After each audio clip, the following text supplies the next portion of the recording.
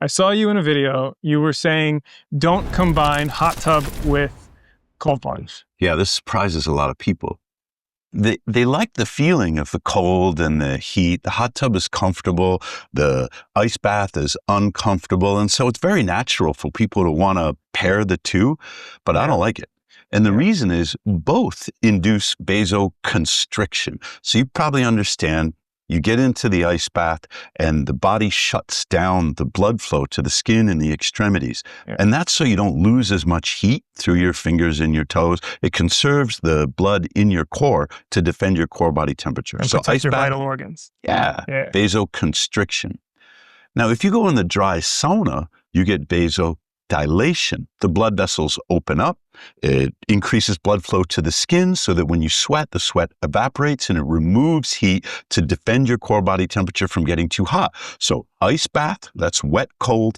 Dry sauna, you get good vasoconstriction, dilation, you pendulate between the two, and it's a great workout for your cardiovascular system, for the smooth muscle tissue that controls your circulation. Almost like a high amount of blood flow, right? Correct. And there's just good pumping. clinical You're pumping trials on blood this. through your body. Yeah. How, when you do this over the long haul, blood pressure goes down, circulation goes up. Lots of good circulatory benefits from the ice bath with dry sauna.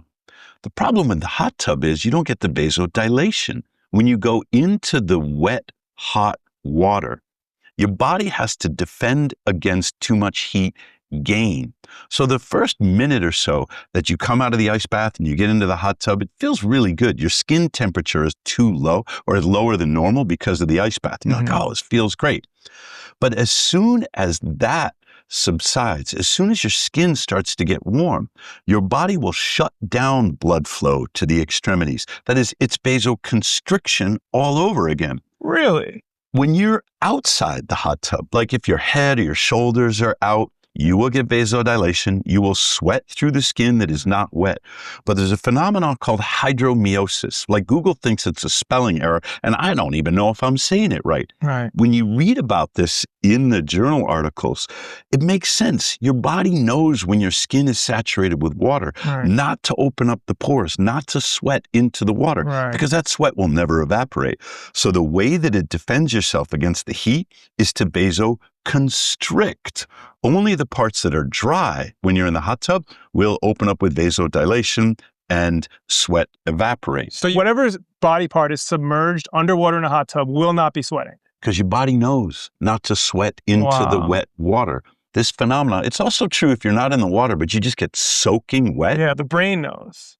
The skin. Your nervous system knows. Like once your skin is saturated with water, you won't sweat anymore because it's not going to cool you off. But you will sweat through your scalp, through your shoulders. If your arms are out, you'll sweat and you'll feel like, I must be losing a lot of water. And that's so interesting. So basically anything that's submerged in the water is actually vasoconstricting again. Correct. So you're going cold plunge, vasoconstriction, blood is going to your internal organs, and then you're going in the hot tub. You'd think the blood is going to open back up and go throughout your body like it would in a sauna, but instead it's continuing to vasoconstrict. Correct. You get like a minute or two that feels great and your skin is re-warming. And it's actually negating part of the benefit of the ice bath. Instead of your brown fat and your metabolism having to do the work, you're getting the heat that your body needs from the water. And it feels great. And your body's not naturally re-warming it. You're not really getting the benefit of the hormetic stress of the ice bath. Give yourself a few minutes. Now, the hot tub is great. We make a hot tub now. We put hydrogen in it. We put minerals in it. It's a wonderful thing.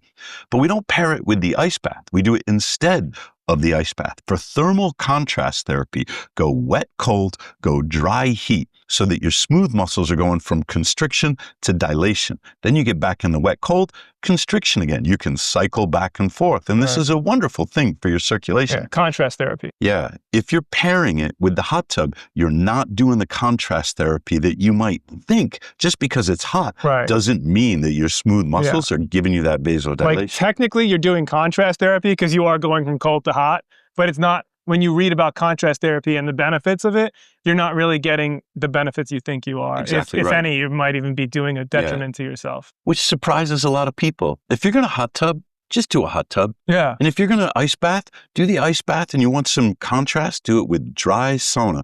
Yeah. You want to get a red light out to give your mitochondria a little boost, Yeah. do that. Yeah. But don't pair the hot tub, separate the hot tub from the ice bath to maximize your circulatory benefit. Gotcha. Yeah. Except people, they like going to the ski trips, they're in the hot tub, and they go jump in the snow, do snow angels, and run back to the hot tub. That's for fun. I don't have a problem with it. Like if you've spent all day on the slopes and you're out in the cold air and you're getting some good cold exposure, it's dry cold. Some people, when they're skiing, they're sweating inside their jumpers.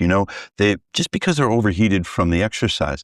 Now they've got the sore muscles because they haven't skied in a while.